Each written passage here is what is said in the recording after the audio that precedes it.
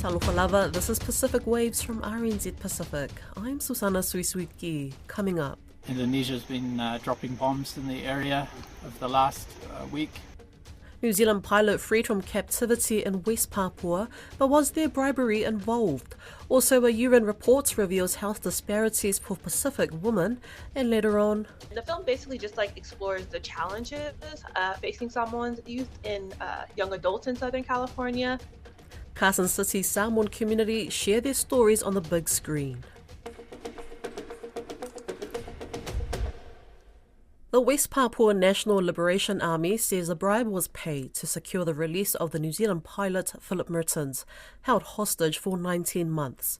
Others have denied a bribe was paid. Mr. Mertens was seized by rebels in January last year after he landed an aircraft in a remote area of Indonesia's Papua region. He's in good health and has reunited with his family. Caleb Fotheringham reports. Maria and Jacob, I love you and miss you both very much. I think about you every day. Philip Mertens was taken hostage after his small plane was torched in the remote Nduga province in the West Papua Highlands in February last year. Before I was in a safe area, I've been taken again by the Papuan military, and it's not so safe for me anymore. West Papua National Liberation Army spokesperson Sibi Sambom says they don't regret taking Mr. Mertens hostage. The hostage taking is reasonable because we are still fighting for an independent Papua. Mr. Sambom says Philip Mertens was treated well by the Liberation Army. In this case, we know the international humanitarian law on war, so we ordered the pilot to be guarded properly. The group used Philip Mertens to promote their fight for independence. While he was held captive, the group released intermittent videos of him wearing Free West Papua t-shirts, often surrounded by rebels holding military assault rifles. At the time, he made this plea. Indonesia's been dropping bombs in the area of the last week, and please, there's no need. It's dangerous for me and everybody here. Now that Mr. Mertens has been freed, Mr. Sambom says he's not worried about an Indonesian military assault. The West Papua National Liberation Army has never been afraid of the Indonesian military and police and is ready to fight against Indonesia's illegal occupation of West Papua. Mr. Sambom says the leader of the group that took Mertens hostage was bribed with money by a local politician who then gave Mr. Mertens to Indonesian authorities, something Mr. Sambom says was not in line with the captor's proposed release terms. The West Papua National Liberation Army Central Command Headquarters will no longer trust Aganis Kogoya. New Zealand Foreign Minister Winston Peters says the suggestion that a bribe was paid to secure the release of Mr. Mertens is a disgrace. He says he can't give specific details about the negotiations that led to Mr. Mertens' release, but New Zealand does not involve itself in bribes and ransoms. These things are not one-off. We've been involved in other circumstances before where the modus operandi is a thing that has to be kept quiet. But I can tell you, in all cases, it's lawful and not unlawful. On his release, Mr. Mertens' family issued a statement thanking everyone involved, the governments of New Zealand and Indonesia and the captors.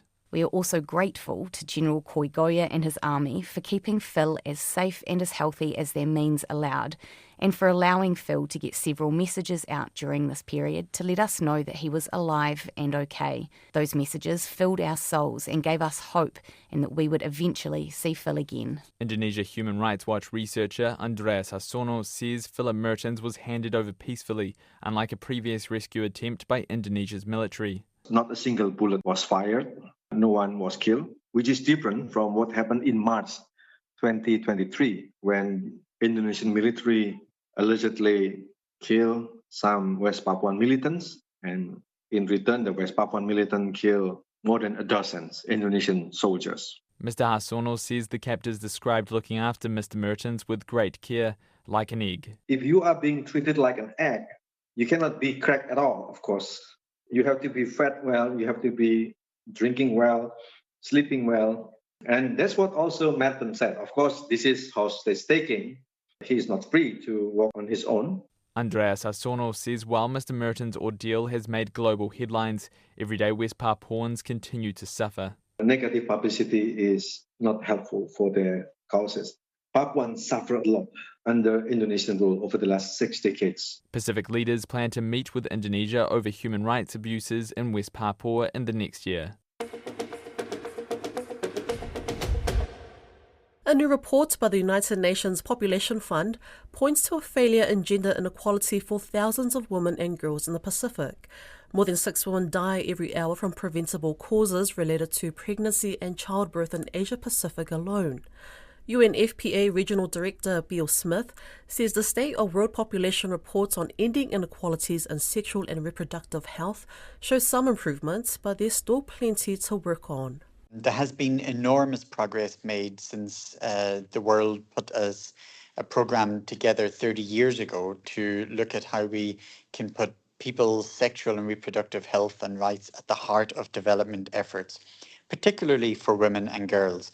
And so there's been enormous strides made globally, but also here in the Asia Pacific region. We see things like maternal mortality. That's declined by 61%. The amount of adolescents who are giving birth, that's almost halved since 2000. So that's halving the amount of teen pregnancies that we see. And then babies. Babies are increasingly being delivered by skilled birth attendants. That's all fantastic. But it's really important that we also hone in that despite that success, the rate of progress has slowed, or actually it has stalled in recent years. And as a result of that, millions remain far behind, particularly the most marginalized, including thousands of women and girls living in Asia and the Pacific.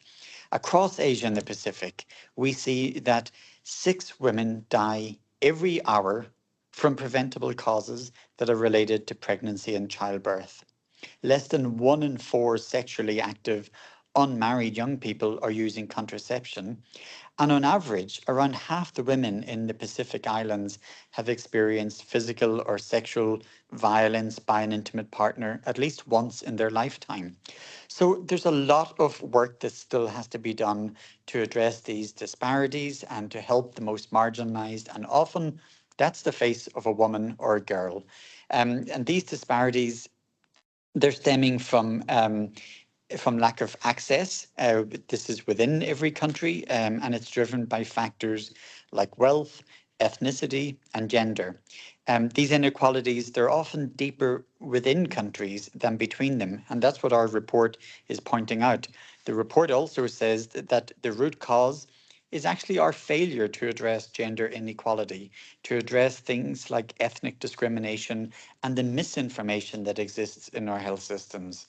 What we see across the Pacific, but like I said, also across Asia, is that there are many more programs now that are designed to increasing the level of education among our communities.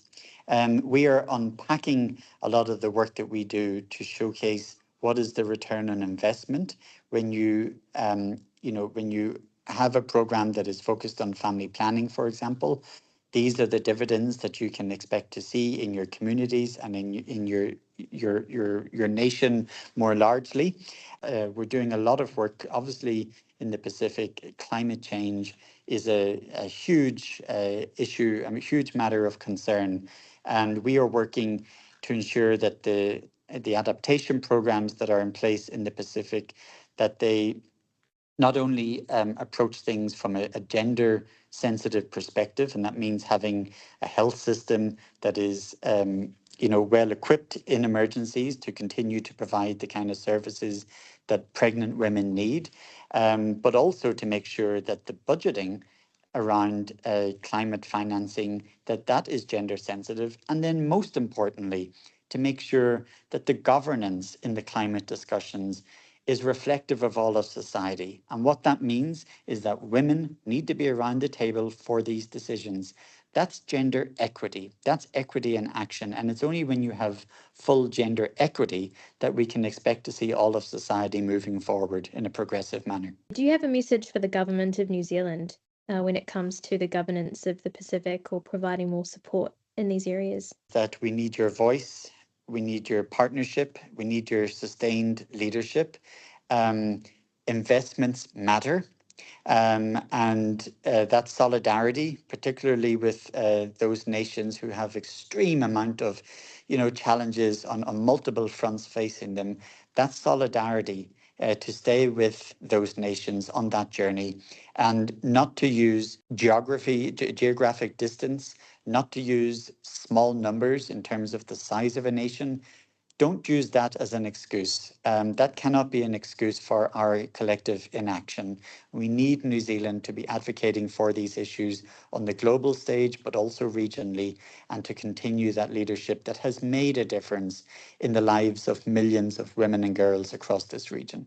I think it's quite important that you have the opportunity to address our Pacific leaders across the region as well. I meet with Pacific leaders all the time, and I'm always incredibly impressed and motivated by the work and the leadership that they are doing.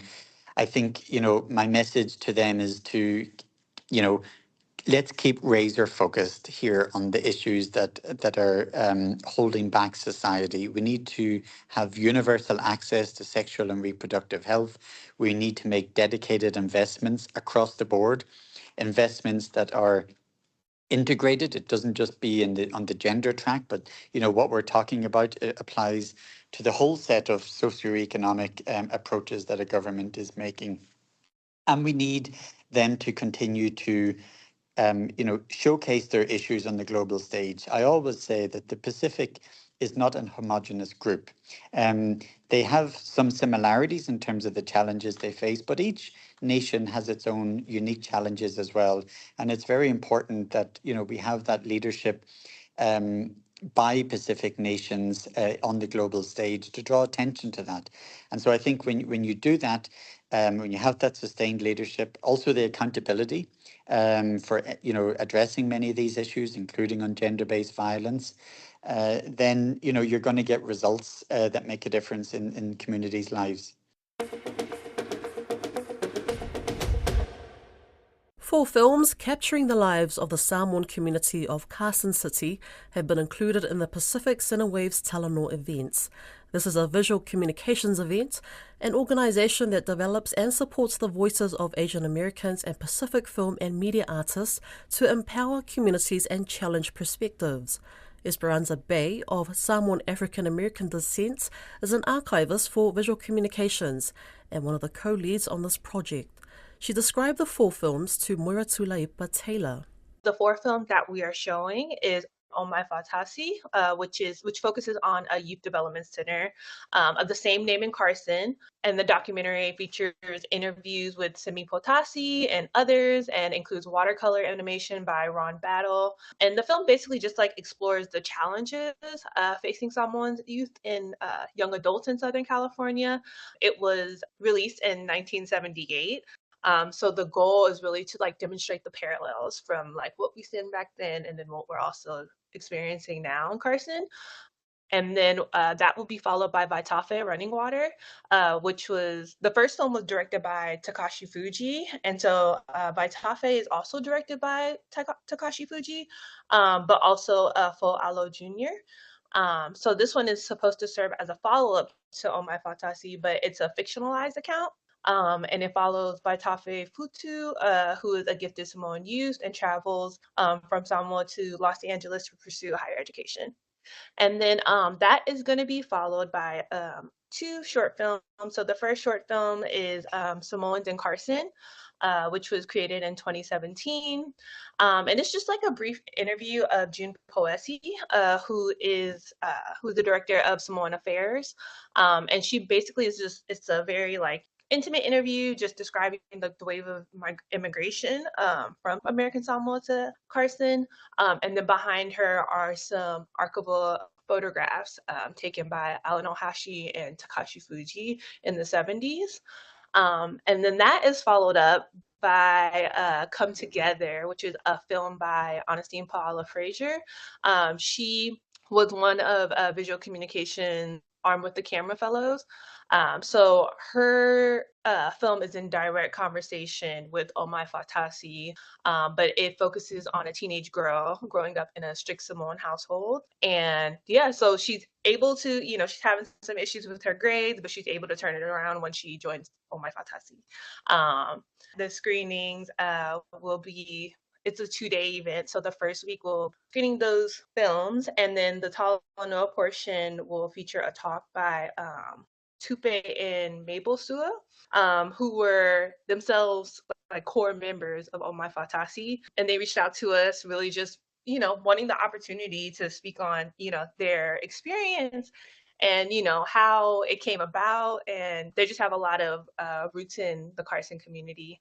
So we're really excited to hear them, and then hopefully do like an oral history to contribute to the collection at VC. So really excited about that. And then my co-facilitator for that would be Nina Sosafina, who is she's from Long Beach. She's a Samoan singer, actress, and also the main star of Come Together. So why in particular Carson City? Carson is really just like a hub for the Samoan community in Southern California. And then also the films are about Carson. They center Carson. VC's archive focuses on Asian Pacific Islander narratives and make sure we're preserving those narratives. My job is to make sure that those archives are reaching the people that they're centering. So it's not kind of like a barrier. And that also I really am trying to invoke a participatory model in the description when it comes to the materials in the archive. And then also, we want to make sure that these archives, are impacting the community in a positive way. So not only should they be about the community and include the community's description, but they should be used to impact the community in a positive way. The first 2 films were shown over the weekend, and the next 2 will be screened next weekend. That's Pacific Waves for today. For all episodes, head over to rnz.co.nz/Pacific. We're also on Spotify, Apple, and iHeartRadio. From myself and the RNZ Pacific team, tō whā sui fua.